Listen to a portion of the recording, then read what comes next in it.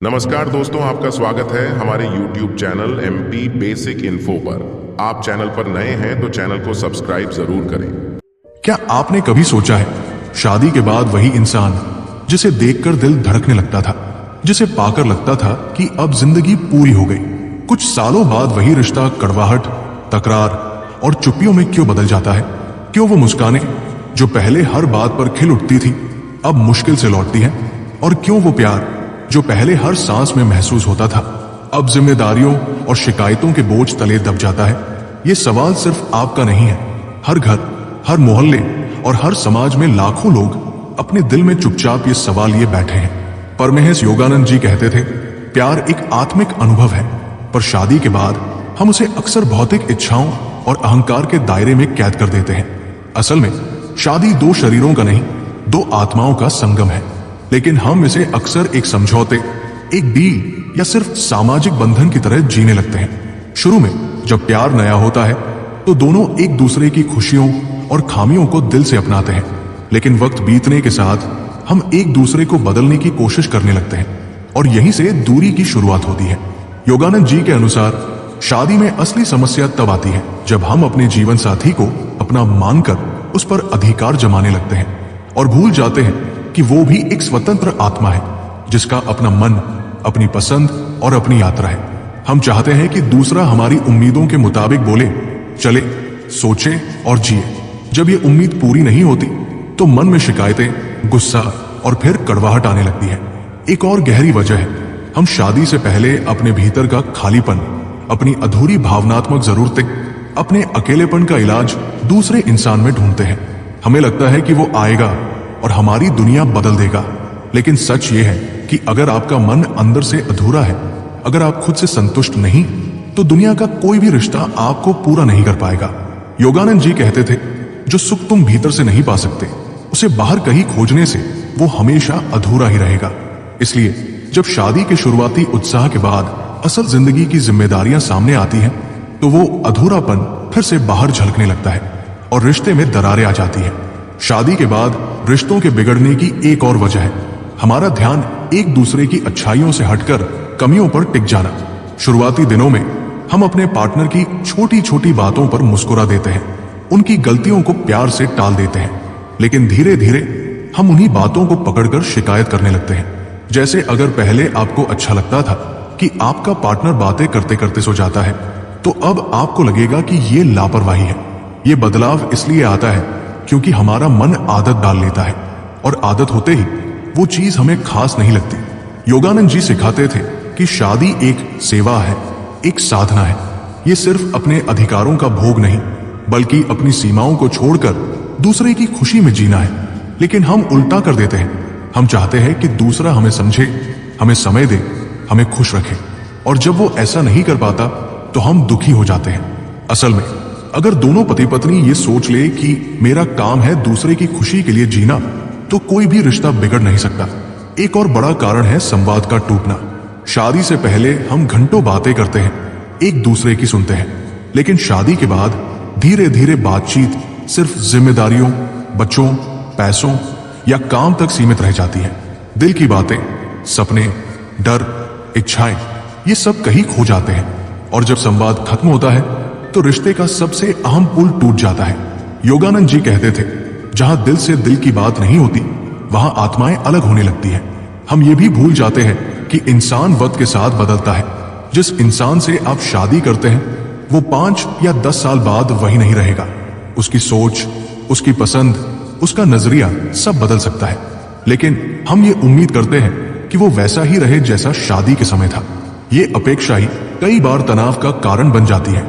एक गहरी आध्यात्मिक सच्चाई यह है कि हर रिश्ता, चाहे वो कितना भी खास क्यों न हो, आपके आत्मिक विकास का एक साधन है।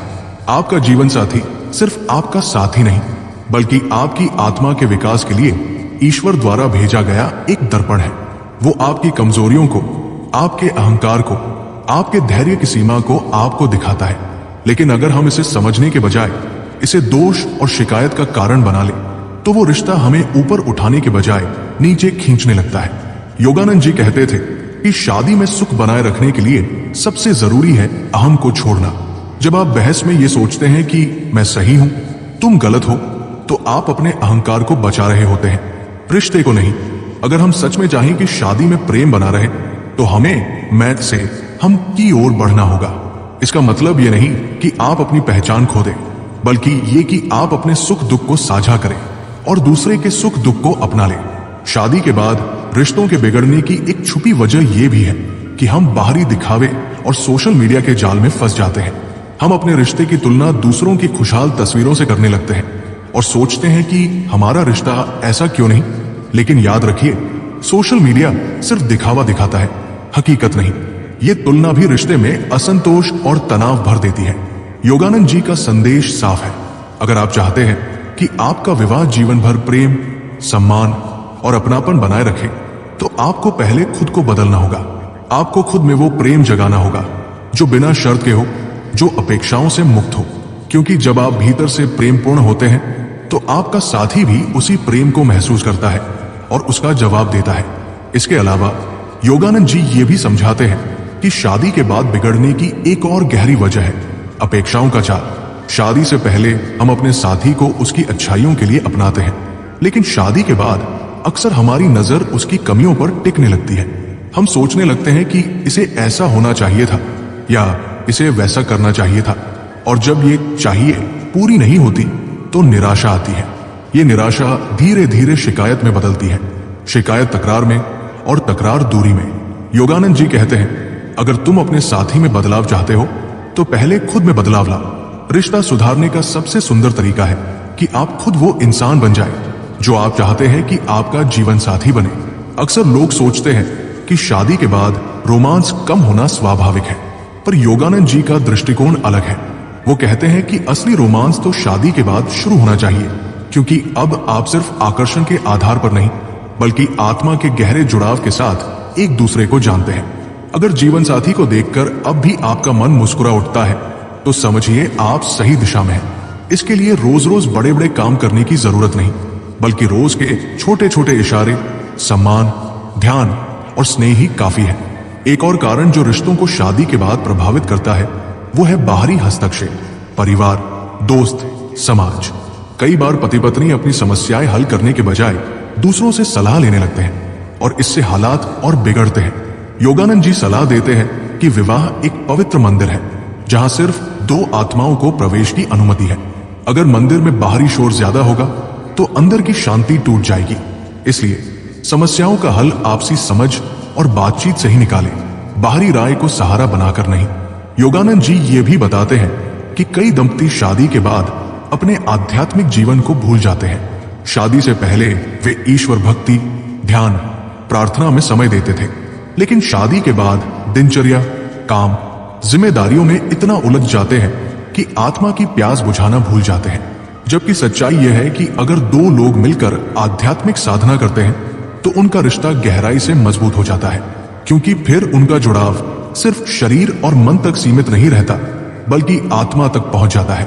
इसलिए अगर शादी के बाद रिश्ता बिगड़ रहा है तो सबसे पहले उस आत्मिक कड़ी को फिर से जोड़ने की कोशिश करें। रोज कुछ समय साथ बैठकर ध्यान करें, ईश्वर का नाम जपें या सिर्फ एक दूसरे के लिए मौन आभार व्यक्त करें। जब ईश्वर को बीच में लाया जाता है तो वो बंधन को मजबूत करता है। योगानंद जी कहते हैं, विवाह का उद्देश्य सिर्फ एक दूसरे का साथ देना नहीं, बल्कि एक दूसरे को ईश्वर तक पहुंचाना है। जब यह दृष्टिकोण रिश्ते में आता है तो शिकायत की जगह सहयोग, तकरार की जगह प्रेम और दूरी की जगह निकटता आ जाती है। दोस्तों, विवाह सिर्फ दो व्यक्तियों का मिलन नहीं है, ये दो आत्माओं, दो परिवारों और दो संस्कृतियों का पवित्र संगम है। लेकिन इस मिलन को सुंदर बनाए रखना, इसे खुशियों से भरना, ये हमारे प्रयास, हमारी समझ और हमारे प्रेम पर निर्भर करता है। जीवन में उतार चढ़ाव आएंगे, मतभेद भी होंगे, लेकिन अगर हम एक दूसरे के प्रति सच्ची नियत, धैर्य और प्रेम बनाए रखें तो कोई भी तूफान हमें जुदा नहीं कर सकता। परमहंस योगानंद जी कहते हैं, जहां प्रेम है वहां ईश्वर है। अगर आपके विवाह में प्रेम, सम्मान और ईश्वर के प्रति श्रद्धा है तो वो विवाह कभी नहीं टूट सकता। इसलिए अपने जीवन साथी को सिर्फ एक इंसान के रूप में नहीं, बल्कि ईश्वर के भेजे हुए साथी के रूप में देखें। याद रखिए, हर रिश्ता हमारे कर्मों का दर्पण है। जितना आप उसमें सच्चाई, निष्ठा और करुणा डालेंगे, उतना ही वो रिश्ता सुंदर खिलेगा। इसलिए शिकायत से ज्यादा आभार को चुनिए, दोष देखने से ज्यादा गुणों को देखना सीखिए, और सबसे बढ़कर हर दिन अपने जीवन साथी को यह महसूस कराइए कि वो आपके जीवन का सबसे बड़ा आशीर्वाद है। दोस्तों, वीडियो को यहीं समाप्त करते हैं। यदि वीडियो अच्छा लगा हो तो चैनल को सब्सक्राइब और वीडियो को लाइक जरूर करें।